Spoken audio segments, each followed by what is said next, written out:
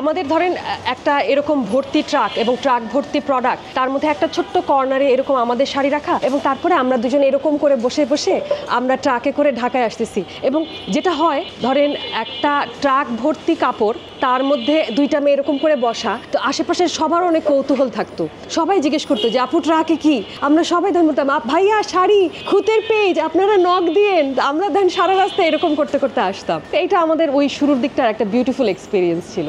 কোনো সময় আমরা ট্রাকে করে গিয়েছি, ভেবেছি অনেক রোদ, এরকম ছাতা নিয়ে আছি, আমরা ট্রাকেই ছাতা খুলে ফেলেছি, ছাতা উড়ে চলে গিয়েছে, এরকমও হয়েছে আমাদের। কোনো দিন আমরা ট্রাকে ঘুমিয়ে যাইনি, আমাদের সারাক্ষণ কনসার্ন থাকতো যে কেউ কি পাশের কোথাও থেকে আমাদের একটা শাড়ি এরকম উঠাই নিয়ে চলে যাবে নাকি। তো ওইটা আমাদের কাছে আমরা একদম শাড়ির দিকেই তাকিয়ে থাকতাম। মাঝে মাঝে শুক্লাদি বলতো আত্মি দেখো কি সুন্দর পাখি, আমি তাকিয়ে আবার শাড়ির দিকে তাকাতাম যে না, কোনো শাড়ি মিসিং হওয়া যাবে না। একদম শুরুর দিকের ছেলে মানুষই সামহাও কাস্টমারের সাথে আমাদের বন্ধুত্বটা আরও স্ট্রং করতে হেল্প করেছে। মনে করেন একজন কাস্টমার ভেবেছে আমি ডেলিভারি পার্সন, ও নিচে নেমে দেখেছে আমি দাঁড়িয়ে আছি, আমি আপু আমি বানাই আমিই দেই, তো ওই সময় কাস্টমারদের সাথে একটা অদ্ভুত বন্ধুত্ব তৈরি হয়েছে। এরকম হয়েছে যে আমি একবার একটা ডেলিভারি দিতে গিয়ে দেখেছি যে যিনি ডেলিভারিটা নিচ্ছেন উনি আসলে আমার খুব পছন্দের রাইটার।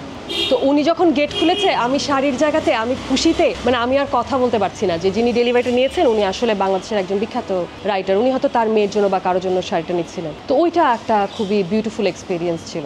আমাদের এখানে আসলে সমস্ত রকম মানুষই আসে। আমাদের এখানে সেলিব্রিটি আসলে এভাবে বলাটা কঠিন, কিন্তু যদি আমি আলাদা করে বলি, ধরেন আফসানা মিমি যিনি, উনি একজন বিখ্যাত আর্টিস্ট বাংলাদেশের একজন, উনি আমাদের এখান থেকে রেগুলার শাড়ি কিনছেন। এরকমও হয়েছে আমাদের আসলে এক্সিবিশন হচ্ছিল, মেলা হচ্ছিল, সাংবাদিক এসে সবার ইন্টারভিউ এরকম আলাদা করে নিচ্ছে। খুতের স্টলটাতে তখন আমি অ্যাভেলেবল ছিলাম না, তো একজন কাস্টমার অ্যাভেলেবল ছিল, তো ওর কাছে মনে হয়েছে যে খুতের ইন্টারভিউটা হবে না, ও তো খুত সম্পর্কে জানে, সবই জানে, তো ও ওখানে বসে গেছে, ও নিজে বসে বসে ইন্টারভিউ দিচ্ছে যে খুতের প্রোডাক্ট তাঁতের কাপড় দিয়ে তৈরি, খুতের লোগোটা এরকম লাল, মানে ও পুরো ইন্টারভিউটা দিয়ে গেছে।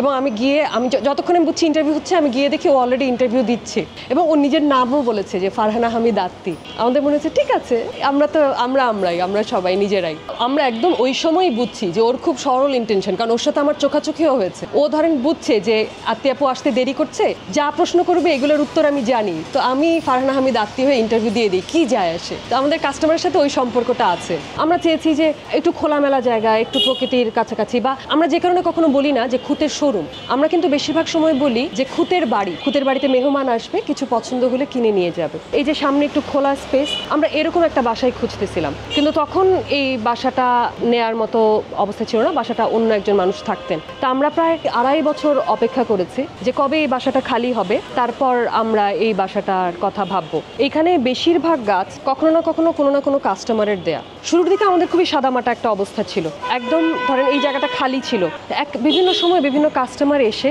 আমাদেরকে গাছ উপহার দিয়েছে, এখানে এই গাছটা ভালো লাগবে, ওখানে ওই গাছটা ভালো লাগবে।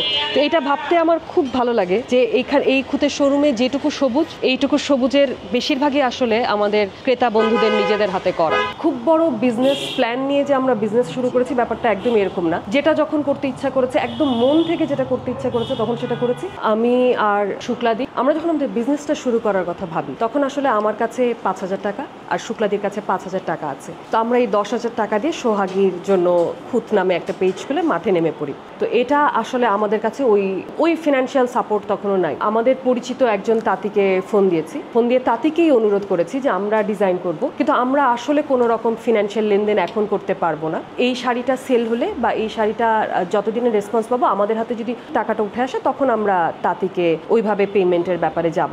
মজার বিষয় হচ্ছে গিয়ে তাঁতি আসলে নিজে থেকে বললো হ্যাঁ দিদি, বা হ্যাঁ আত্মীয়পু, কোনো সমস্যা নেই। এটা ছিল আমাদের বিজনেস শুরু করার প্রথম হেল্প। এবং ধরেন আমাদের যে লোগোটা, ওই লোগোটাও আমরা বসে বসে লোগো কি হবে এটা ভাবছিলাম। তো হঠাৎ করে রাহুল আনন্দ আর সব্যসাচী এরকম প্রচ্ছদ ডিজাইন করেন বা বিভিন্ন লোগো ডিজাইন করেন, ওনারা এরকম বসে আড্ডা দিচ্ছিলেন, ওনারা আমাদের হাত থেকে কাগজটা নিয়ে বললেন আমি বাকিটুকু এঁকে দিচ্ছি। তো ওইখান থেকে খুতের লোগো হয়েছে। তারপরে যেটা হলো সেটা হচ্ছে আমাদের অনলাইন বিজনেস আসলে ভালোই যাচ্ছিল।